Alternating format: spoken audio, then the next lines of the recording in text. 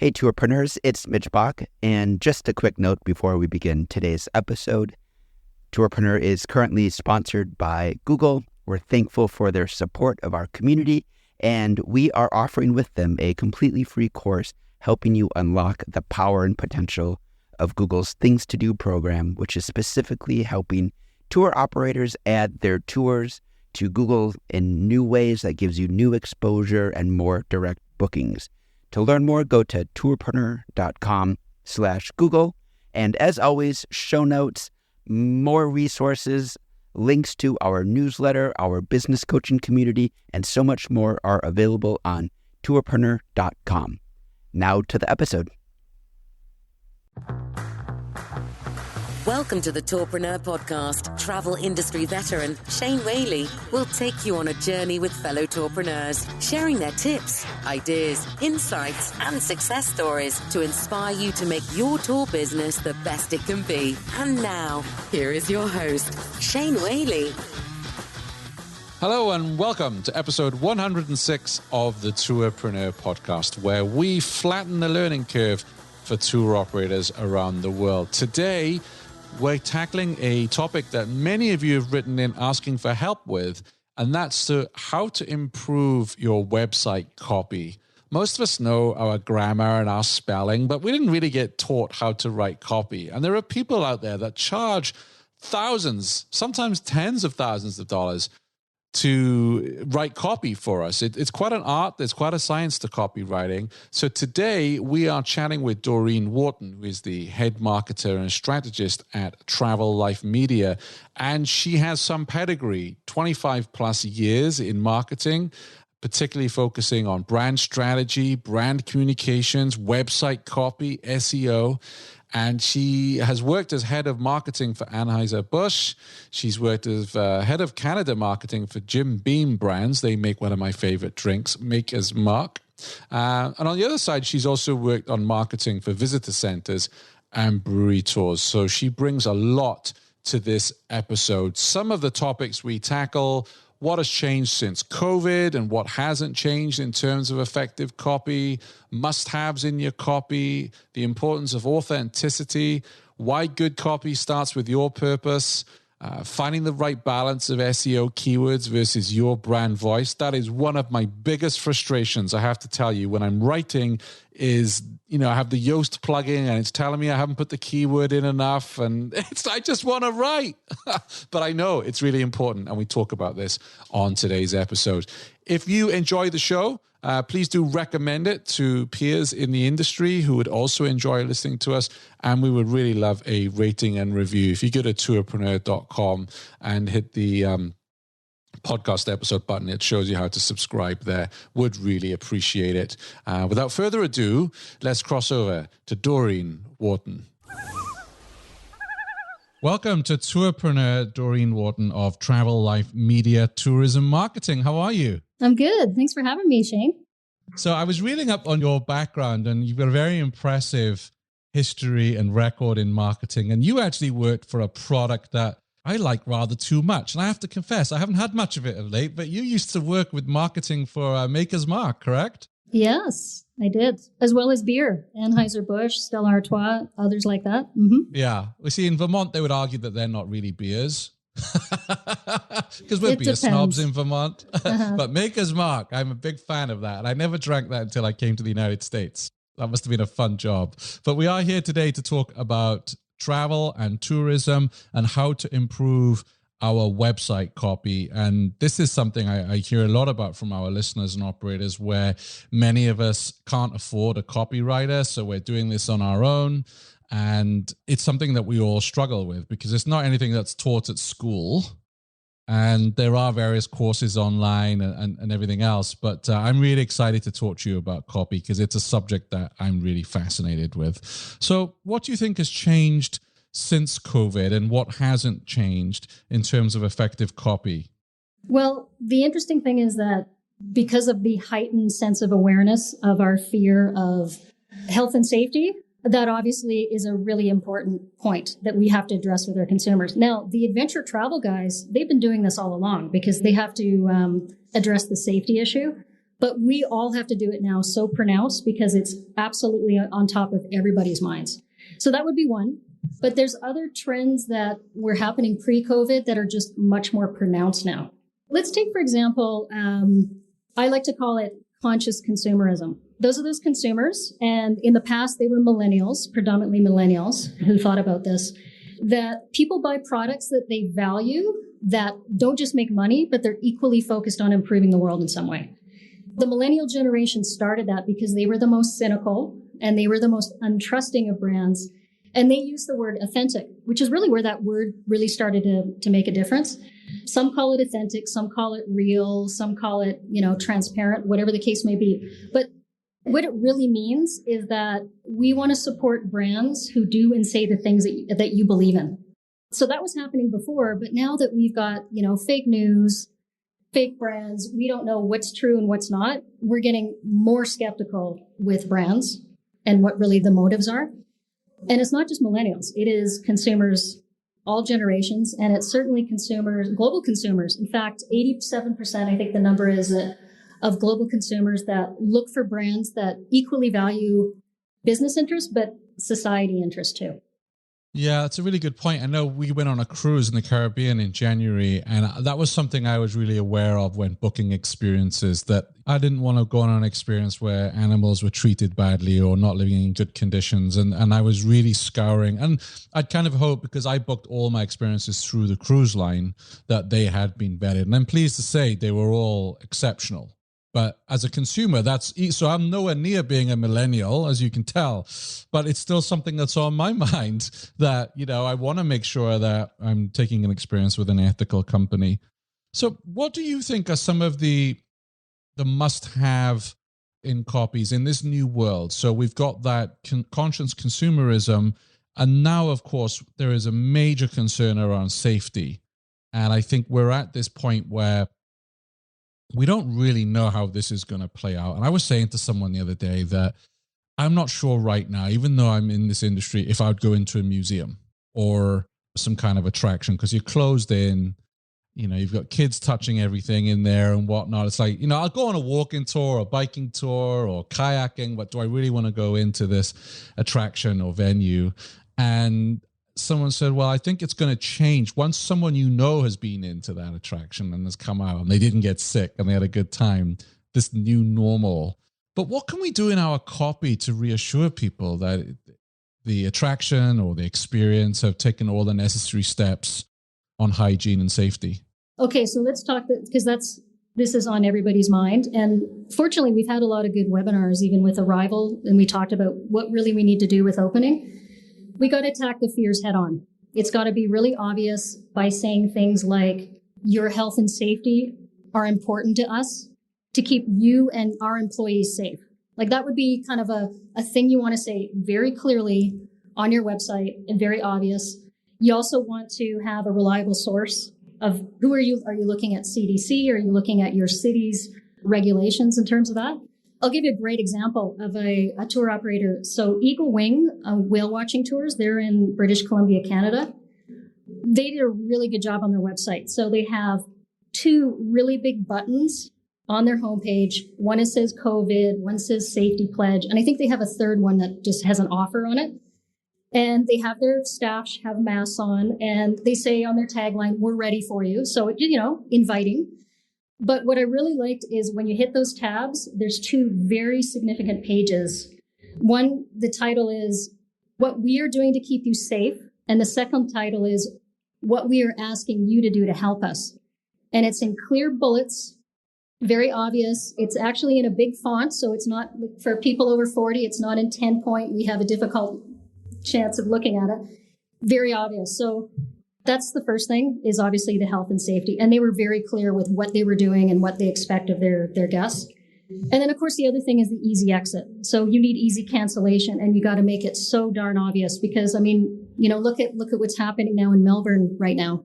They're closing again. So people are going to be asking for cancellation. So, and really don't underestimate the power of a welcome back.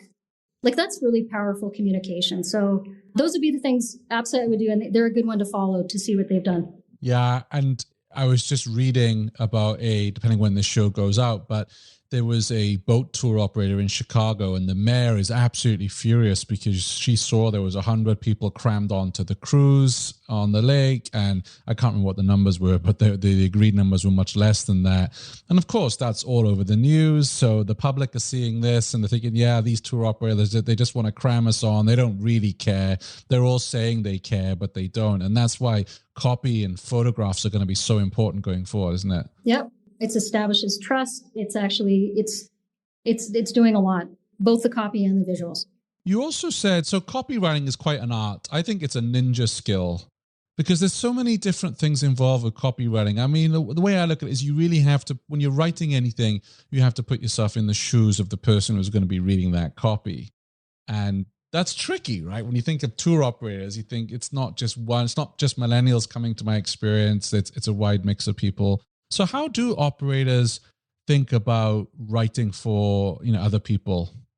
Well, first of all, it's not easy. And I totally respect that, because the thing about your website is you have a lot of different styles on there that you're trying to address, because you're trying to be a little bit of a storyteller. And then you need to build trust, which we all hear about this all the time, that you need to do that. But then there's some sales copy. You want to try to convert people. So there's like a lot of things going on. So it's no wonder it's kind of daunting. But one of the biggest things they can do, and we've probably heard this lingo in marketing a lot, is you got to do a deep dive into who they are. And there's various, pieces of terminology for that. Some people call it the guest persona, the customer persona. And that's just simply interviewing your guest, reading your reviews. When you spend time with your guests, you get to know the lingo and the things that they're saying. You get to really understand what is it that they're asking for and what are the questions. Like your FAQs are a great way to do that. So those are you've got to know your consumer, because that's actually, you're going to play back a lot of things that they say in your copy. So let's say, and I'm putting you on the spot here a little bit, but let's say you are that whale watching tour up in beautiful British Columbia and you're interviewing me as a guest. I mean, what are a couple of standard questions you would ask me so that you could understand, my persona? There's a little bit of a read between the lines you have to do too. So I know sometimes people hear, oh, okay, well, ask the guest what problem they have. Well, okay, well, what are they going to say? Like, oh, I lost my job or whatever. Like, how is that going to help you? You can do things like find out, what is their lifestyle like? What do they love to do? What lights them up? What are they most excited about? What are the things that bother them about traveling in our city, country, whatever? Those are a good place to start and say, what are the most important things that you want out of your vacation? Those are places to start. But then you start to read between the lines when you hear them answer the questions. And then the little things come up. It's like, oh, that's interesting. Like, for example, here in Colombia, I'm in South America, we did a guest persona for a tour company. And it was very clear that these people, they wanted to come here to make a difference in some way. They came here because they heard about what was going on and what was changing in Colombia. And they're like, okay, how can I help? Like, how can I give back? What can I do? So, okay, well, those transformation tours are going to be essentially important to them. And so language about those kind of tours that address the transformation of Colombia would obviously be part of the copy. What's some of the best copy you've seen out there when it comes to travel? I like to look at different sections, because I'll look at a website and I love the About Us page, which is an essential, absolutely essential. It is your top, if it's not your top 3 in terms of traffic, you've either not put it in the top end, you've not put your About Us in the top navigation and you've buried it. But I would be surprised if it's not. So I sometimes look at the About Us page. I look at the homepage. I look at the tour descriptions. And I find that there's various different websites that I like different parts to it, depending what it is. It's fascinating to hear that, because I agree with you about the About Us page is one of the ones that I visit first. But then I often think, is it just because I'm in the bubble and because we do, we work in this industry in marketing, or do the general public actually? So I would ask our listeners, go check your Google Analytics and see if your audience are actually clicking on the About page. And if not, we've got some work to do. Yeah, I mean, and there's a reason why they're clicking on there, because people care about who they're spending time with. Like, think of us being all locked up right now. Well, we're not, some of us aren't locked up anymore, but the time that we spent to think about our business, who we want to spend time with, who we actually want to put our money towards, Do we want to buy local? I mean, you've talked about, the restaurant that you want to support in your neighborhood. I mean, those are the people that you truly care about what's going on with them. And I don't know about you, but I didn't want to spend my time with everybody when I had limited time to see people. There's certain people, it's the people that inspire you and the people that actually you have a connection with. Those are the people you want to spend time with. So it's no surprise that people go to the About Us page. I think, in fact, Neil Patel even said it was like, if it's not your top 3, because again, they just want to see the people behind the business instead of the corporate business itself. Yeah, it's so true. Absolutely. I guess I need to get to work on my About page. I haven't really touched mine for Tourpreneur since I started. And it's one of those jobs that we all want to work on and we all want to get to. And really, I have no excuses during COVID. I don't think any of us have. So that's definitely a big thing on my to-do list, is to work on my About Us page. With your About Us page, what makes it so scary is people assume that I should be writing a resume, that it's a resume with a list of, I've done this, I've done this. No, it's not. It's not that at all. It's actually about writing in a way that it is about you and your brand, but through the eyes of your target, yes. So you're writing it like, okay, I'm going to tell you about myself. It's like I'm sitting with you. I've known you for 15 years, Shane, and there's a lot of things I want to tell you about what I'm passionate about. But you know what? Instinctively, you totally connect with it because you're inspired by what I have to say, or you actually believe in what I say. So it's not a resume. It's not about bragging, or don't worry about that, because you can still put your credentials and your awards and things like that on it. It's really about the personal story that you have, so people can connect with who you are and what you stand for. Yeah, and I don't think I really do that on the page. Well, I don't know why you should listen to the Tourpreneur podcast. I have 8 or 9 bullet points on there, I think, and why I'm doing it. Are we looking at the right About page? Your About page? Yeah.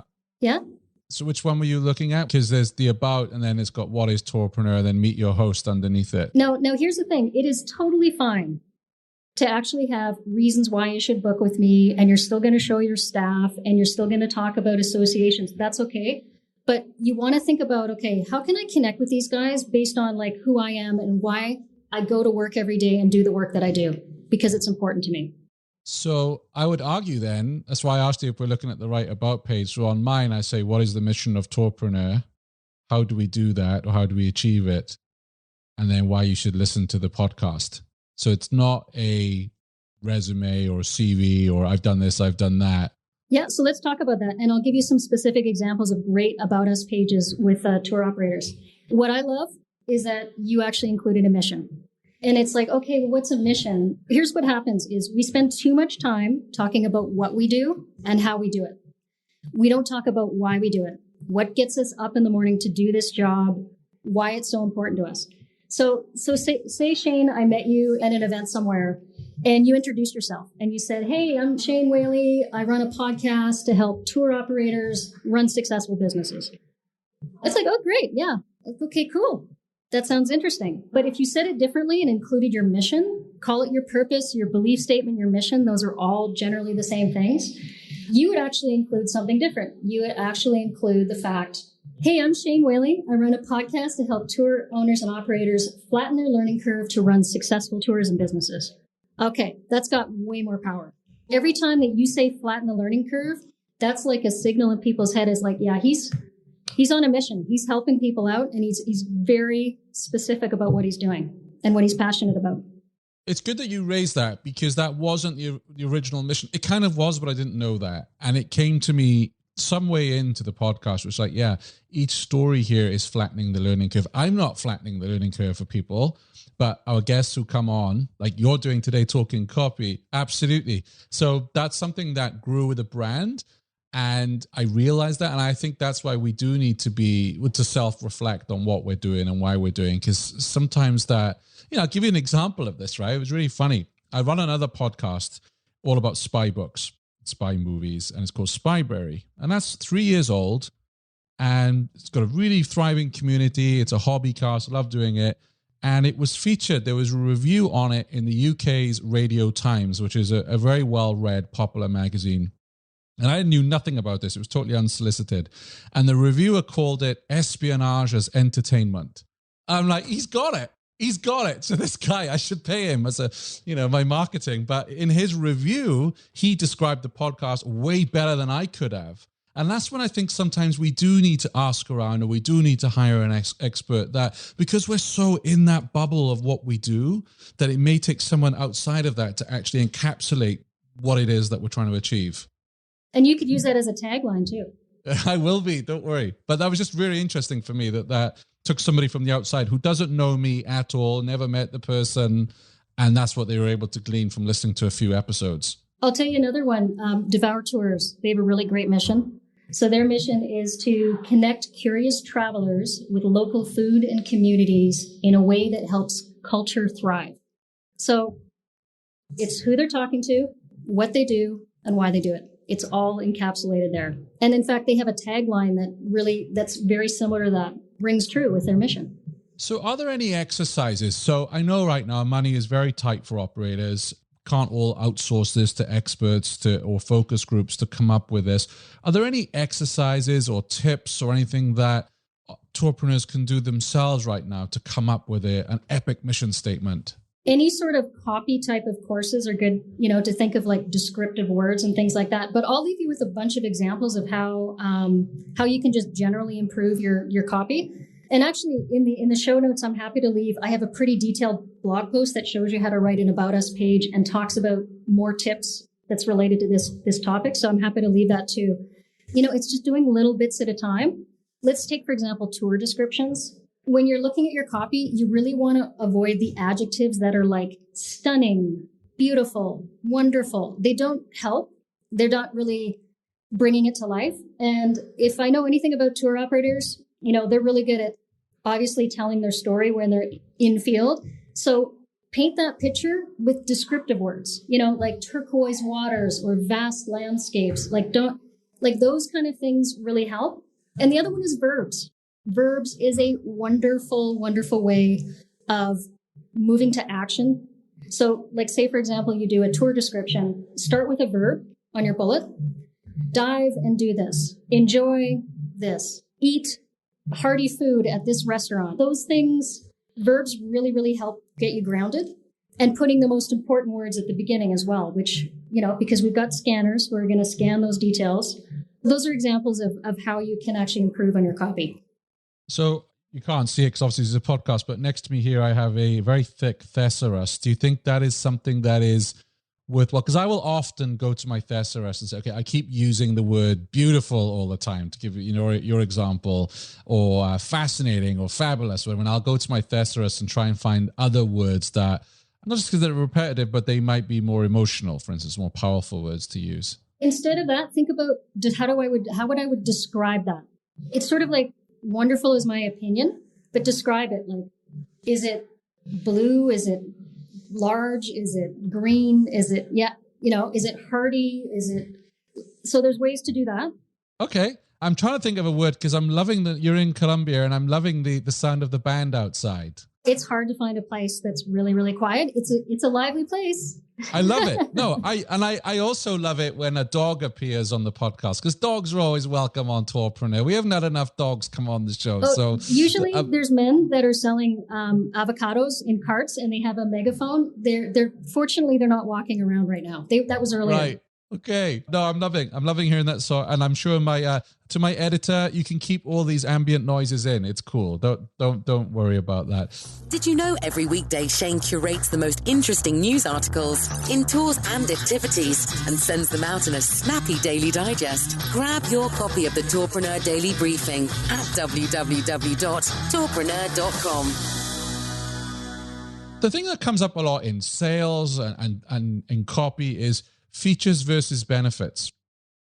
What would you say the differences are between, when I was in sales, I used to get told off all the time about you're selling the features, not the benefits. So what's your view on this? I think there's a role for both, because we've got the people that are scanners. And I know a number of our WordPress templates and some of our other templates have like, why work with us? And there's like the 3 bullet points of, we have experience guides, we have private tours. The reality is there's people that are going to scan and they're going to want to okay, it's on my checklist. I want a private tour. Good. They have private tours. Done. I'm going to book. But the benefit stuff is describing how people feel. And that's the stuff that's most important. The best visual example of a benefit is when you're showing someone having fun, clinking their glasses and watching the sunset.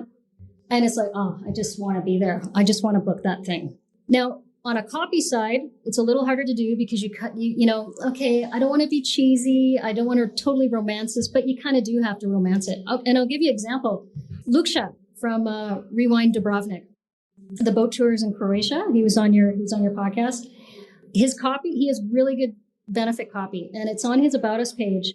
And he has this line. He says, "We do our very best to make you feel like a movie star, speeding on the boat with the wind in your hair, having a cold drink, listening to good music, taking pictures, and fully enjoying your vacation." Like, really, he knows his audience, number one. He knows exactly what they want. They want to look like movie stars and just, hair in the breeze. And he's talking to them. And it's totally benefit focused. Yeah, I liked his website. I liked his photos as well. That I just wanted to jump into a boat and can't travel right now, but we won't go there. So, and English isn't his first language. Obviously, he's in Croatia. So even more kudos to him for coming up with that. It's great copy.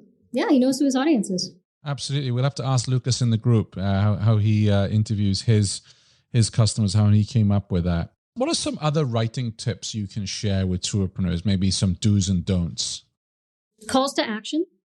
Those are important. I know it seems so ridiculous that we have to say to people, for more information, call us or book now or, read our blog to learn about this. But there's this weird mindset thing that we have that there are people that are going, okay, I'll go do it. When you ask people to like your page or comment on this, it's just the weird psychological thing that we have to kind of tell people what we want them to do next. So that would be one. The other one would be, which I think is probably the easiest thing for every tour operator to do, is to go and take all that beautiful copy that you've done, just cut it up, put it into smaller bits, put some titles, put some subtitles, even change the fonts in some areas. It just makes it so much easier to read. So much easier. And highlight the important points that you want to express. And there's a lot that are doing that really well. But then you come across a page and you just go, wow, like this is so much copy. I'm kind of getting lost. That would be one for sure. The other one would be read your copy out loud. Guaranteed you're going to pick up something that this sounds a little funny, sounds a little odd. Get feedback from your target audience. And don't be afraid to don't feel like you need to have perfect grammar, because you don't. We always just, it doesn't sound right, or I'm not a natural English speaker, it's not going to be good. Well, you know what? You're talking to an audience, and it doesn't have to be perfect grammar. And actually, we don't talk with perfect grammar either. No, we don't. No. We don't. And also, I find I use the app Grammarly, which corrects my grammar as I go along, which is absolute godsend. Totally worth it. And I wanted to ask you, so one of the things that frustrates me when I write a blog post, obviously, I want it to rank well in Google and the search engines. So, and I'm envious of journalists of the past that could just write a beautiful story or a wonderful article, rather than when I'm writing now, it's like, okay, I need to get, and I'm not keyword stuffing, but I need to get the SEO terms in and the keywords. Then I have the Yoast plugin and it'll say not enough keywords, or you don't have this and that and the other. What can we do when we're writing? What's the right balance between SEO keywords and our brand and our voice? I'm a believer that if you're doing copywriting, you got to understand SEO, and an SEO company that you work with has to understand copywriting.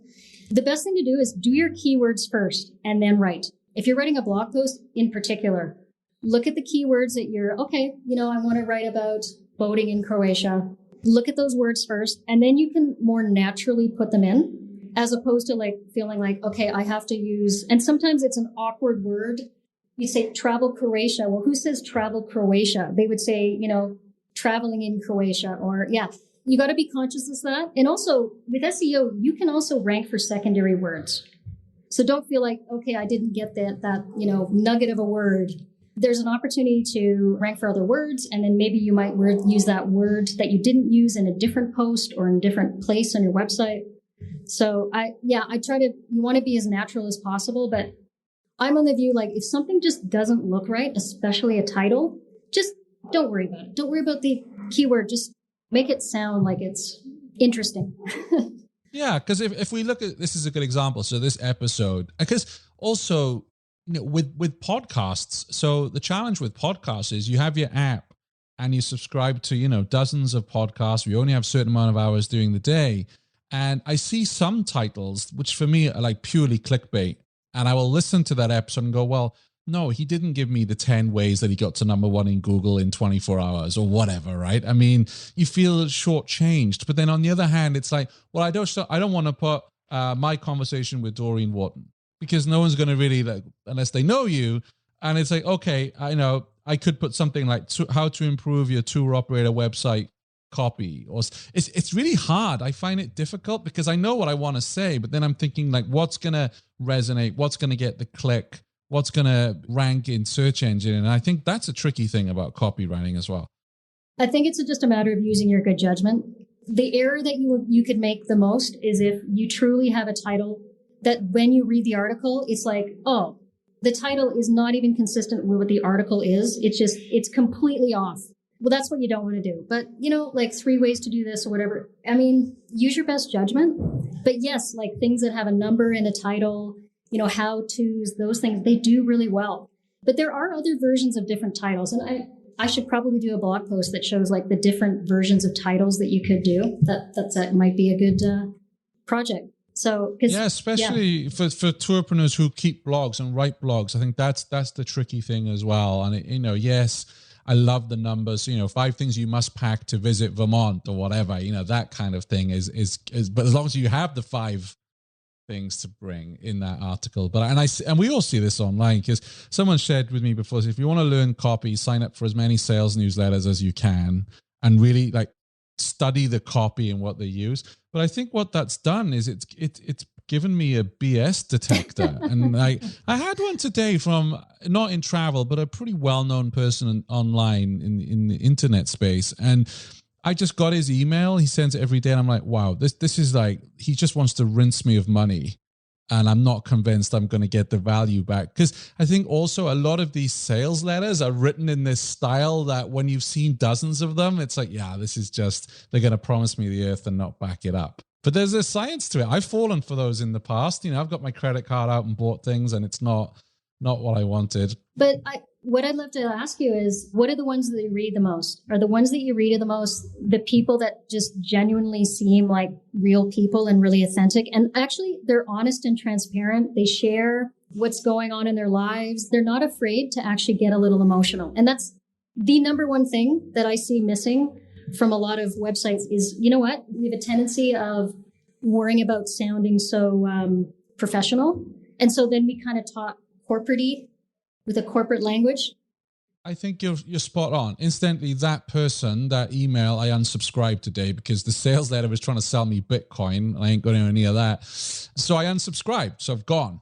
But to your point about emotion and personality, I think it is absolutely right, especially for tours, because if you have someone, let's say there are 3 or 4 whale watching tours in British Columbia, to use your example, the personality is what's going to get me. And it might be a personality that I don't like and I move on, and that's fine. Do you really want that customer if they don't get your humor anyway? Or do you want to get someone who's like, oh, I really like this person's humor, we're going to have fun on that boat? And it was something that I said to Chris Wilson, who runs typically Swiss tours. You're in his car for 8 hours. I'm like, your website needs more Chris, because I need to know who you are.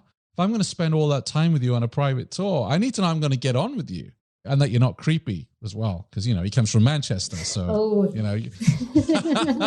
Well, and here's the thing. If you're not comfortable, you got to figure out your brand voice. So that's another aspect is, okay, is my brand funny, or is it serious, or am I, talking more worldly, or am I educative?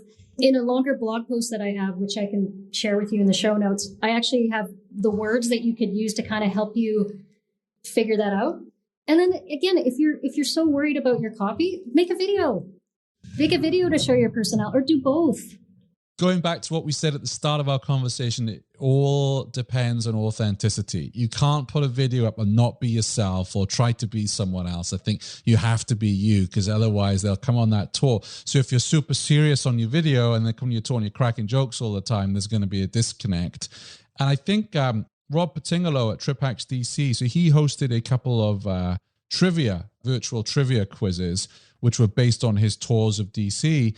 And I haven't been on his tours, but I did the quiz, thoroughly enjoyed it. And I got to see some of his personality because, he's a quirky guy, he's a fun guy, but this is what he does in his tours. And I'm going on that thinking, I really would love to do this with Rob in DC in person because I really like his personality. And I think that virtual aspect also gives us that opportunity. And then we're not all going to host anything like a quiz or anything extravagant as that, but our writing, photographs, and our Instagram does give us an opportunity to show the personality behind our brands, right? 100%. And you know what? And then don't be afraid to put it in your copy. To tell the story. You know how to tell stories? Tell a story about you. And I would actually say, I've seen some copy where there's the use of the third person. So it's like a journalist has interviewed you for a magazine. It's like, Shane is a podcaster that does da-da. No, don't do that on your website. I know the blogs do that because sometimes blogs, they don't know who your website, where your website came from. And they might get onto a blog that is, through other means. But on your About Us page, please use I'm a real person, not a, professional interviewed somebody from a journalist. Yeah, absolutely. I wanted to change gears a little bit and ask you, let's say there's a tourpreneur out there that wants to hire a copywriter. How can they work out who's worth their salt and who's not? Because, we created the Tourpreneur Approved directory where you have some reviews on there, for instance. So operators can go check that directory out and read reviews from other tour operators. But there are, plenty of copywriters out there. Some are good, some not so good. How do you assess whether a copywriter is going to be good for your business? What are some best practices? I would first say they've got to understand SEO and copywriting. I think they need to understand your industry, have worked, with businesses that are, kind of emotionally led businesses, and take a look at their stuff and interview them. What kind of questions I would ask them would be, what's important to you on how you create my copy. And if they're not talking about if it's very sales focused only and not, emotional and with marketing and sales in mind, then I would say maybe they're not for you.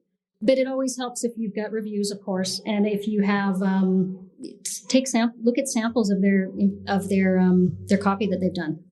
Yeah, absolutely. And my advice to listeners is don't go for the cheap option. Do your due diligence. Definitely check out reviews. The question I would suggest asking is, so I went through this. So I hired a copywriter to write my daily brief sign-up page, and I said, well, what's the process? How do you get what's out of my head onto paper? Because nobody else is doing this in the world. It's not like you're writing about the iPhone. You can go and research it online and come back. No one else is doing this in the world. And she said to me, well, I will interview you for about 2 hours. I was like, wow, okay. And she did.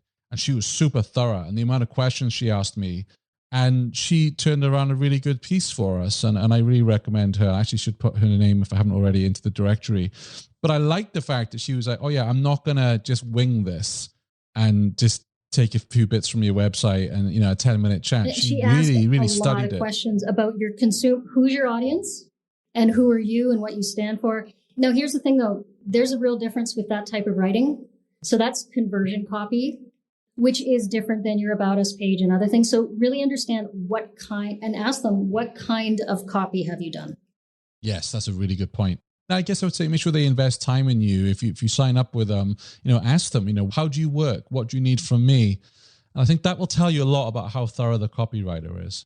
You are going to know your business better than anyone. You're going to know your consumer better than everyone. Don't worry. Start doing your own copy. And then, you can always hire someone to polish it and make the tweaks. But think about what you have at your disposal. And you know what? Copy's always going to change. You're always going to do tweaks. You're always going to do adjustments. So don't worry if you don't feel like it's perfect, because you're always going to adjust it.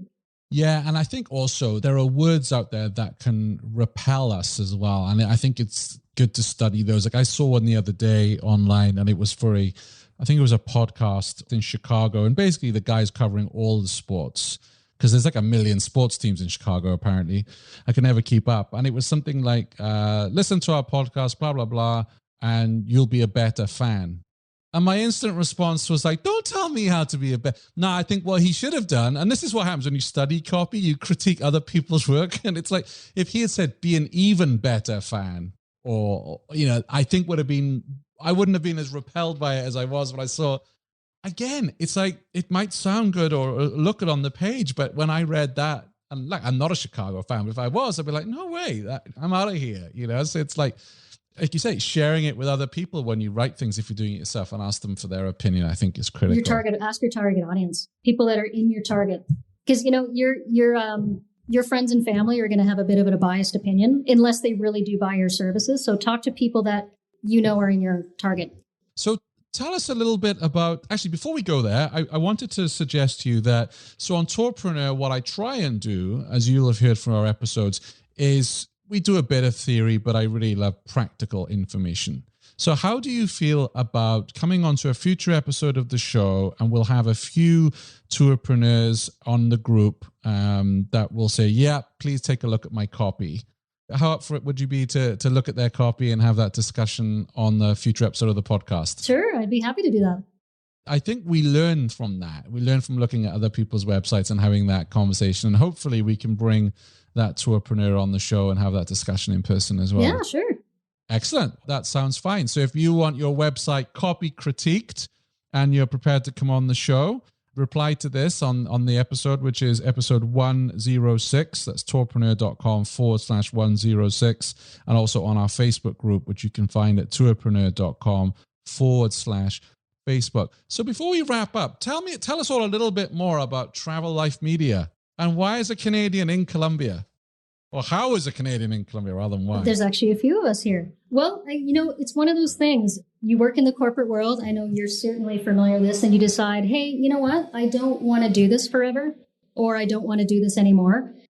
And life's too short. So I decided with my husband, we decided test this idea of location independent living and being remote working. And one of the first places that we came to, like a year into traveling while we were just kind of figuring out what's next, we came to Colombia, absolutely fell in love with it. Now we make it our home 6 months a year. So it's my home base. It's not my official, but it is my home base for 6 months. And then we decided, why don't we have a business that actually we can have a remote marketing team? So my husband is a videographer guy, and he does that kind of work, and I do marketing work. And then we hire people as needed who are all remote workers. And the good thing is these are all people that actually spend a lot of money on travel because they actually don't have full-time homes. So they actually consume travel products all the time. And we make it work by remote living and remote working. So that's kind of our plan. And we do various types of marketing, but sometimes we're in a market, and then other times we're doing the work remotely. It really depends on the situation and where we are. And what are some of the services that you offer to tourpreneurs?